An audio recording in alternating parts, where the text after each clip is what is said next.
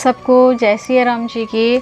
आज हम पुत्र का अभाव में कौन दशगात्र वगैरह करना चाहिए ये सुनते हैं पुराण से। ओम श्री गणेशाय नमः। हर हर महादेव। जय माता दी। जय सिया राम। जय श्री राधे श्याम। ओम नमो भगवते वासुदेवाय। 11वां अध्याय।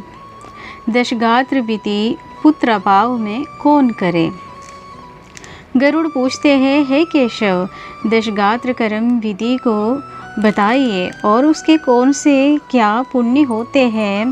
पुत्र ना होने पर तब दशगात्र कर्म कौन करे, ये सब मुझे विस्तार से बतलाइए। श्री भगवान उवाच। भगवान श्री कृष्ण ने बताया, हे गरुड़ सुनो, मैं दशगात्र विधि बताता हूँ। इसके करने से सुपुत्र पौत्रक ऋण से मुक्त हो जाते हैं। इसलिए पुत्र शोक का त्याग कर सात्विक धैर्य को धारण कर पिता के लिए अश्रुपात कर पिंडदान आदि करें, क्योंकि बंधुओं के द्वारा किए गए अश्रुपात और श्लेषपात को विवश होकर प्रेतपान करते हैं। इसलिए इस समय निरतक शोक करके रोना नहीं चाहिए। यदि मनुष्य हजारों वर्ष रात दिन शोक करता रहे तो भी मृत प्राणी कहीं भी दिखाई नहीं पड़ सकता। जिसकी उत्पत्ति हुई है उसकी मृत्यु सुनिश्चित है, और जिसकी मृत्यु हुई है उसका जन्म भी निश्चित है। इसलिए बुद्धिमान को इस अवश्यंभावी जन्म मृत्यु के विषय में शोक नहीं करना चाहिए। ऐसा कोई देवी या मानवीय उपाय नहीं है जिसके द्वारा मृत्यु को प्राप्त हुआ व्यक्ति पुनः यहाँ वापस आ सके। अवश्यंभावी भावों को प्रतिकार यदि संभव होता तो नल, राम और युधिष्ठिर महाराज आदि दुख न प्राप्त करते। इस संसार में हमेशा के लिए किसी का किसी भी व्यक्ति के साथ रहना संभव नहीं होता। जब अपने शरीर के साथ भी जीवात्मा का सार्वकालिक संबंध संभव नहीं है तो फिर अन्य जनों के अत्यंतिक सहवास की बात ही क्या है। जैसे कोई रास्ते में जाने वाले प्राणी वृक्ष की छाया में कुछ समय तक विश्राम कर चला जाता है, उसी प्रकार प्राणियों का समागम होते हैं।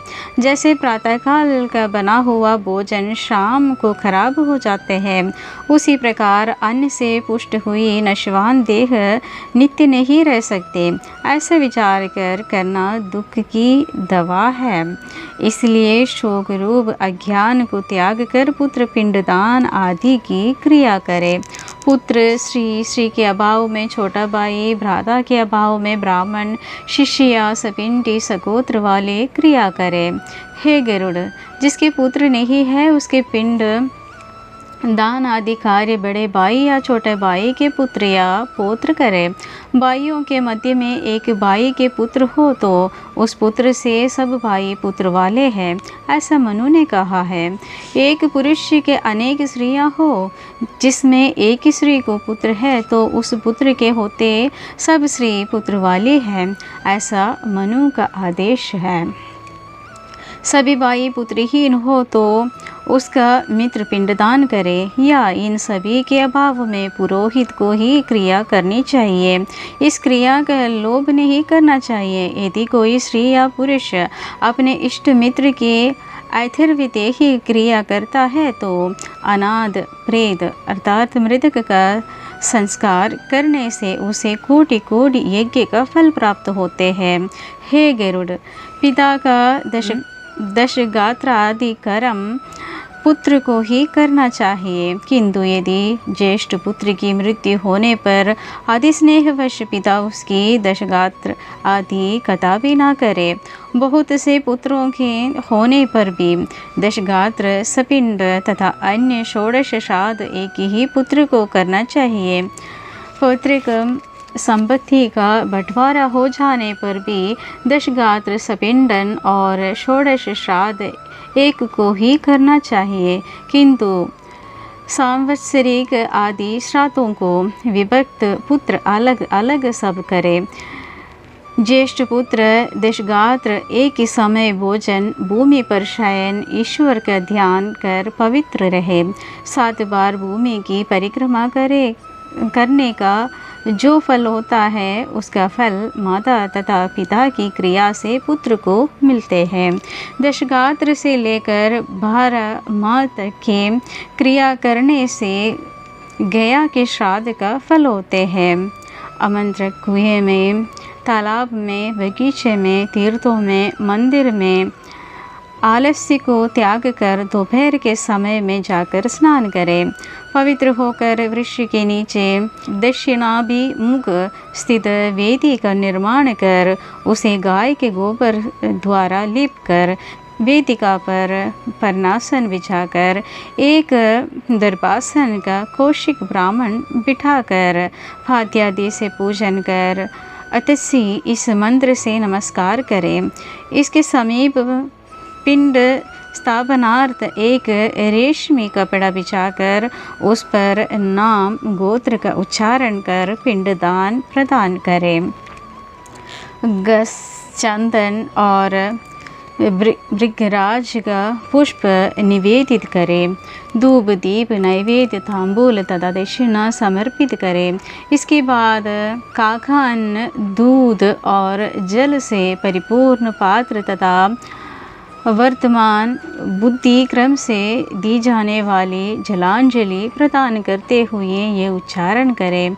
अमुक नाम के प्रेत के लिए मेरे द्वारा प्रदत्त यह पिंड आदि सामग्री प्राप्त हो। अन्न, वस्त्र, जल, द्रव्य या अन्य जो भी वस्तु प्रेत शब्द का उच्चारण करके मृत प्राणी को दी जाते हैं उससे उसे आनंद फल की प्राप्ति होती है, अक्षय तृप्ति प्राप्त होती है। इसलिए प्रथम दिन से लेकर सपिंडीकरण के पूर्व स्त्री और पुरुष दोनों के लिए प्रेत शब्द का उच्चारण करना चाहिए। जिस विधि से प्रथम दिन पिंडदान किया है उसी विधि से 9वें दिन तक पिंडदान करें। 9वें दिन सगोत्र वाले व्यक्ति भी मृतक की स्वर्ग कामना के लिए तेलाभ्यंगन करें।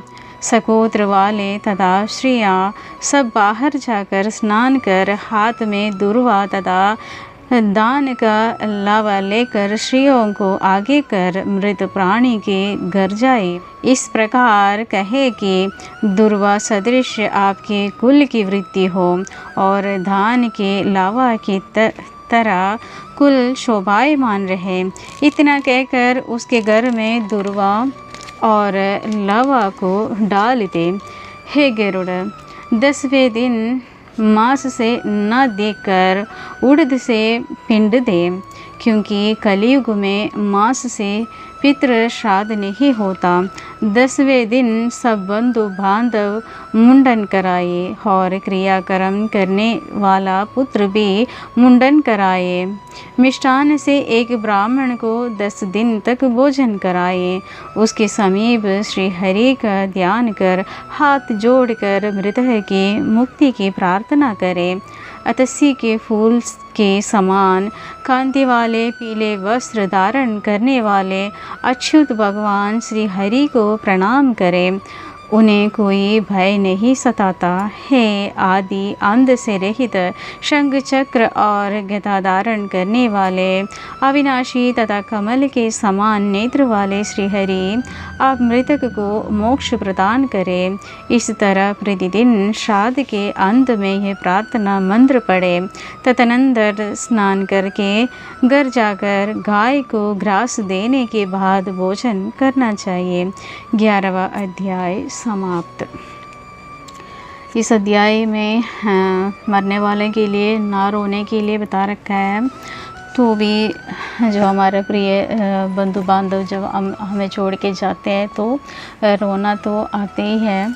तो भी भगवान ये कहते हैं कि बस अपना, जैसे गीता को में कह रखा है, मन को कंट्रोल करो। मन को अपने वश में रखने के लिए भगवान कहते हैं वश में रख के जो मृतक के लिए प्रार्थना और क्रिया सब कुछ करने के लिए बता रखा है। तो आशा करती हूँ पारायण पसंद आ गए होंगे। अगर पसंद आ गया तो लाइक और शेयर कर लीजिएगा। सबको जय सिया राम जी की।